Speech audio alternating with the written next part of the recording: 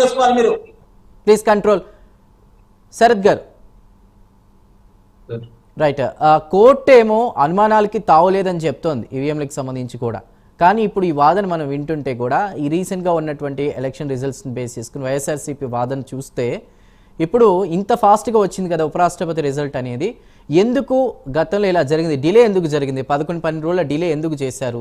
GO ఇచ్చి ముందుగా ఎందుకు తగలబెట్టారు? 45 రోజులు నిల్వ ఉంచాలన్న టైం ఉన్నా కూడా రూల్స్ ఎందుకు బ్రేక్ చేశారు అనేది పదే పదే వైసీపీ ప్రశ్న వేస్తోంది. దానికి సమాధానం కావాలని వాళ్ళు అడుగుతున్నారు. దాని దగ్గర మీరు ఏమైనా సమాధానం ఉందా? కార్తీక్ గారు ఒక్క నిమిషం. సమాధానం మనం ఎలా ఇస్తాం సార్? సమాధానం ఇవ్వాల్సింది ఎలక్షన్ కమిషన్. వీళ్ళు ఆల్రెడీ లెటర్లు పెట్టుకున్నారు, ఇచ్చారు. ఇప్పుడే కాదు, ఇప్పుడు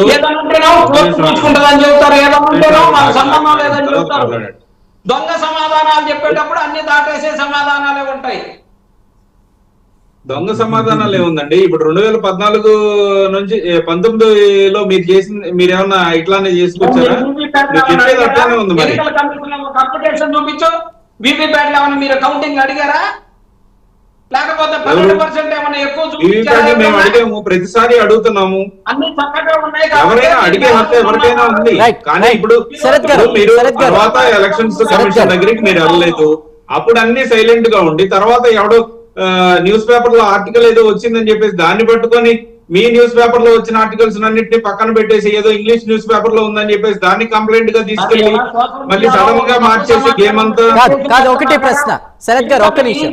రాజ్యాంగ వ్యవస్థ మీద అనుమానం వ్యక్తం చేసినటువంటి ఒక ఐటమ్ వచ్చినప్పుడు ఎందుకని మీరు ఊరుకున్నారు సార్? వాళ్ళ మీద ఓకే చిన్నప్రెడ్డి గారు, ఇక్కడ ఒకటే ప్రశ్న. 2019లో మీరు భారీ మెజార్టీతో గెలిచినప్పుడు వాళ్ళు క్వశ్చన్ చేయలేదు, పాయింట్అవుట్ చేయలేదు అన్నారు, యాక్సెప్ట్ చేశారు కదా. ఇప్పుడు వాళ్ళకి వచ్చిన రిజల్ట్ ని ఎందుకు యాక్సెప్ట్ చేయలేకపోతున్నారు? మరోవైపు ఇక్కడ ఇంకో ప్రశ్న ఏంటంటే, కర్ణాటకలో మేము యాక్సెప్ట్ చేయడానికి 4 కారణాలు ఉన్నాయి సార్. ఆ 4 కారణాలే మేము అడుగుతున్నాం. వాళ్ళకి ఏ కారణం లేక వాళ్ళు అడగలేదు. ప్రజాబలంతో వైఎస్ఆర్ కాంగ్రెస్ పార్టీ గెలిచింది కాబట్టి వాళ్ళు అడగలేదు.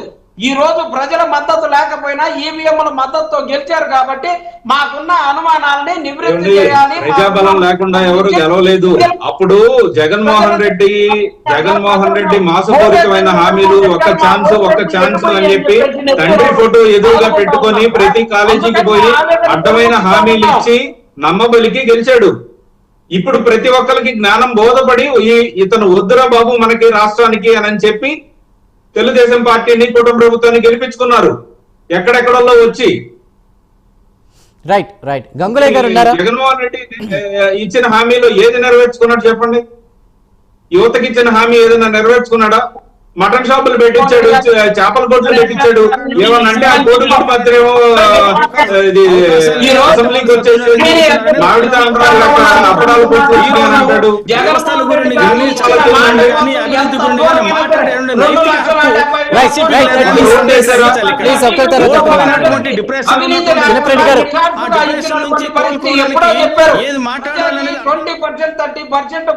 ఫలాలు అందితే సంతోషపడేటటువంటి రోజుల్లో జగన్మోహన్ రెడ్డి గారు 100కి 100% అవినీతి లేకుండా చేర్పించినటువంటి పరిస్థితి సార్.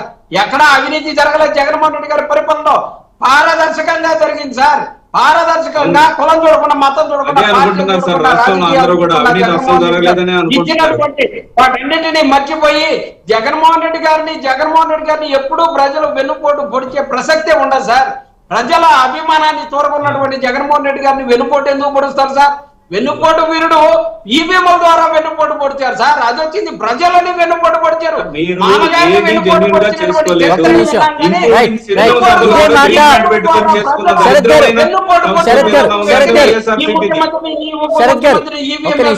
చిన్నప్రెడ్డి గారు, ఇదే మాట మీరన్న మాటే జగన్మోహన్ రెడ్డి గారు అన్నారా? తర్వాత ఒక ఇంటర్వ్యూలో కూడా ఆయన మాట్లాడుతూ ఒక మాట అన్నారు, నేను చేసిన సంక్షేమ పథకాలు అవన్నీ ఏమైపోయినాయో, ప్రజలు ఎందుకు గుర్తించలేదో, ఎందుకు ఓట్లేలేదో అని ఆయనే స్వయంగా మాట్లాడారు.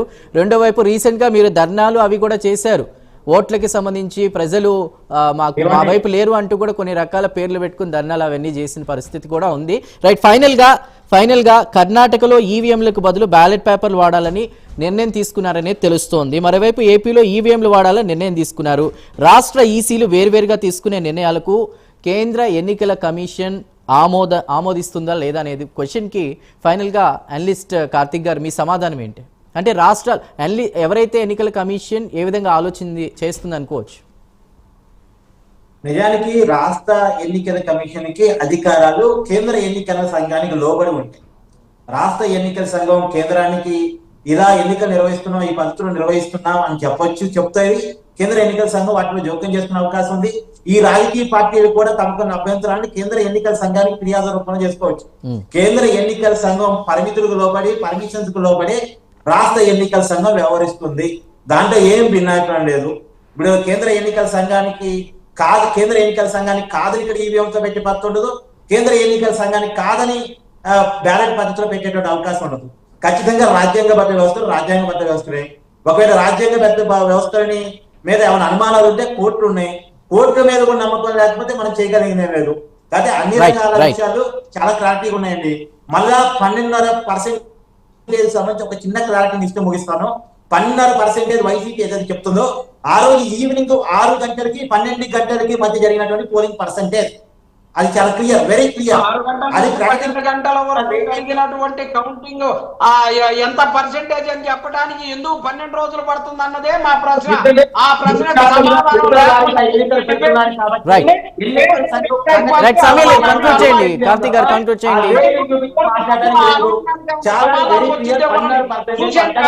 ఆ అనుమానానికి ఎట్టి పరిస్థితుల్లో కూడా సమాధానం వచ్చే ప్రశ్నే లేదు.